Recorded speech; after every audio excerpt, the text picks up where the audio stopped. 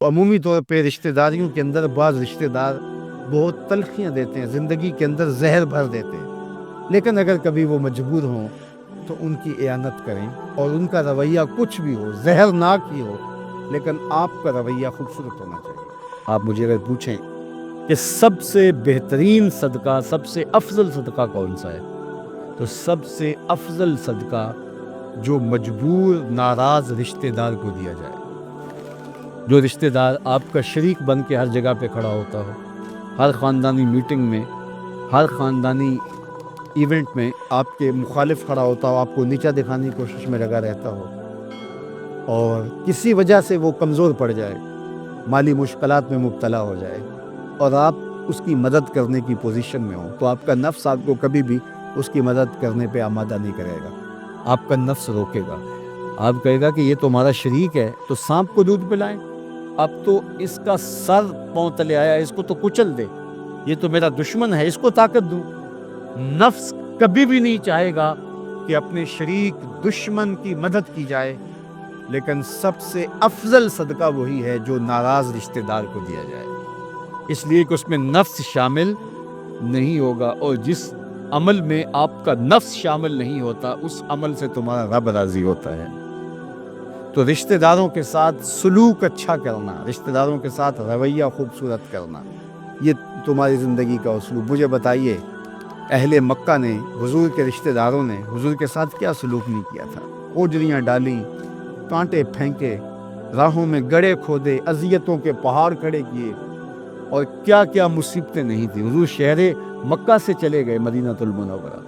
اب جب فتح مکہ ہوا تو حضور جب تشریف لائے تو ناقہ پہ سوار ہیں، تو اب یہ تھر تھر کانپ رہے ہیں سارے رشتہ دار حضور کے، برادری کے لوگ۔ انہیں پتہ تھا کہ آج ہمارا آخری دن آ گیا ہے، اور اگر بڑا بھی رحم ہوا تو کم از کم ہمیں شہر بدر تو کر ہی دیا جائے گا۔ اب حضور تشریف لائے، سب کو جمع کیا، کہا کہ بتاؤ میں تمہارے ساتھ کیا سلوک کروں؟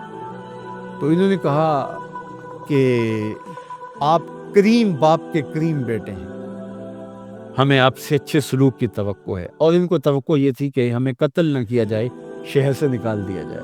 تو آقا کریم نے فرمایا اذهبوا انتم الطلقاء، جاؤ چلے جاؤ، میں تمہیں معاف کرتا ہوں۔ اور آج تم سے وہی کہتا ہوں جو حضرت یوسف علیہ السلام نے اپنے بھائیوں سے کہا تھا، لا تثریب علیکم اليوم، جاؤ چلے جاؤ، تم سارے آزاد ہو۔ اور حضور نے سب کو معاف کر دیا۔ معاشرے کے کمزور لوگوں کی حضور علیہ السلام مدد کرتے، ان کا بوجھ حضور اٹھا لیتے۔ دکھیوں کا، کمزوروں کا، لاچاروں کا بوجھ اٹھانے کا مزاج پیدا کرو، لوگوں کی ضرورتوں کو پورا کرنے کی کوشش کرو، اپنے کندھوں پہ بوجھ اٹھاؤ اور ان کا بوجھ ہلکا کرو، یہ مزاج پیدا کرو۔ یہ تمہارے نبی علیہ السلام کی سنت ہے۔ وہ چاہے تمہارا دشمن ہی کیوں نہ ہو، لیکن اس کا بھی بوجھ کم کرو، اس کا بوجھ اپنے ذمہ لو۔ جس کا کوئی کمانے والا نہیں، معذور ہے، اپاہج ہے، لاچار ہے، زیادہ بچوں کا بوجھ ہے، اور ذرائع آمدن تھوڑے ہیں، تو آپ کثیر العیال لوگ ہیں جن کا کوئی مددگار نہیں ہے، آپ ان کی مدد کرتے ہیں، ان کے کام آتے ہیں، آپ ان کے لیے کمائی کرتے ہیں۔ یہ بات ذہن میں رکھیے، کمائی کرتے ہوئے 3 نیتوں کا استحضار رہنا چاہیے، 3 نیتیں آپ کے ساتھ جڑی رہنی چاہیے، تو آپ کا کاروبار، آپ کا رزق کمانا بابرکت ہوگا۔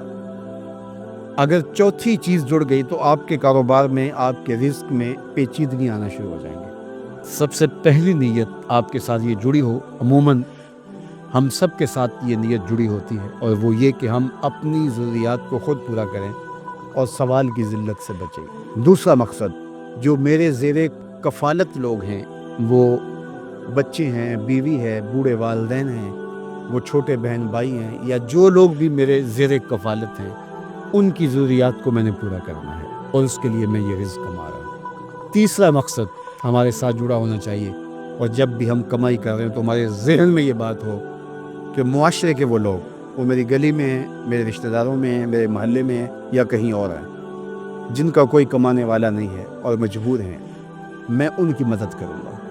اللہ مجھے اس کاروبار سے، اس وسیلہ رزق سے اتنا عطا کر دے کہ میں اپنے بچوں کی کفالت بھی کروں گا، اپنی ضرورت بھی پوری کروں گا، اپنے والدین کی خدمت بھی کروں گا، اور معاشرے کے ان کمزور لوگوں کی مدد بھی کروں گا۔ وہ کام جن کے ذرائع نہیں ہوتے آمدن کے، بلکہ اخراجات ہوتے ہیں میں ان کاموں میں لگوں گا، مدارس دینیہ ہیں، مساجد ہیں اور دیگر ایسے کام ہیں، میں یہ خدمت کروں گا، اس لیے میں کما رہا ہوں۔ تو یہ رزق بابرکت ہوگا، اور آپ بیٹھے اپنے دفتر کی کرسی پہ ہوں گے، تمہارا رب تمہارے نامہ اعمال میں ثواب لکھا رہا ہوگا، فرشتے نیکیاں لکھ رہے ہوں گے۔ تو یہ سراسر دین ہے، یہ سراسر اچھائی ہے، نیکی ہے، عبادت ہے۔